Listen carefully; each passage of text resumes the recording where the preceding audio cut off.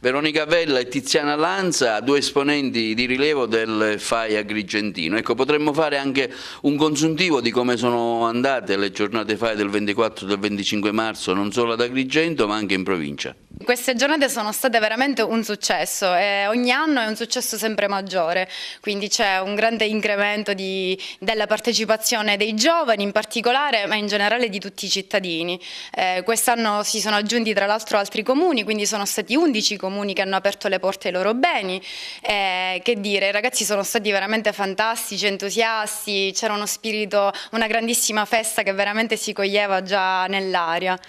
Tiziana, com'è andata allora? Un consuntivo anche per le altre zone della provincia che sono state molto eseguite, in particolare mi risulta Palma di Montechiaro. Palma di Montechiaro è stato un successo, ma vorrei ricordare anche Licata, che è il primo anno che partecipa, un grande successo di pubblico con delle cose straordinarie, perché sappiamo che Licata offre moltissimo, ma anche Casteltermini con le sue miniere, che è stato veramente una chicca per la giornata FAI di primavera, ma vorrei ricordare anche Sciacca, che è stato il primo anno che ha aperto, è andato anche molto bene, Sambuca, Favara, dove era appunto Veronica, Naro dove ero io, e vi comunico ufficialmente che mi sono innamorata di Naro perché è splendida, meravigliosa.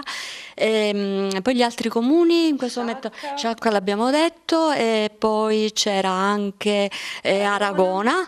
E ovviamente Agrigento, dove è andato tutto veramente bene, con tutta la pioggia, perché noi del FAI non ci ferma nessuno, nemmeno la pioggia. Veronica Vella era responsabile del settore dei giovani del FAI, ecco, cosa dire loro, anche chi vuole partecipare, cosa deve fare? Esattamente, deve seguirci intanto nella nostra pagina Facebook, su Instagram, quindi tutti i social media che noi utilizziamo sono ben disponibili, quindi cercateci lì. Ovviamente vi chiedo di far parte del nostro gruppo, perché è così che ci possiamo rendere utili veramente per la città, proprio partecipando, quindi scriveteci, seguiteci e aderite al nostro gruppo, così possiamo organizzare insieme degli eventi che ci coinvolgano sul serio. Il mondo della scuola è stato vicino, molti gli studenti che hanno collaborato, vero Tiziana? Sì, moltissimi. Quest'anno addirittura sono stati ancora di più i ragazzi ciceroni che hanno partecipato, dalle scuole medie fino agli istituti superiori. Devo dire che anche gli insegnanti sono stati grandiosi, veramente, hanno partecipato con grande entusiasmo.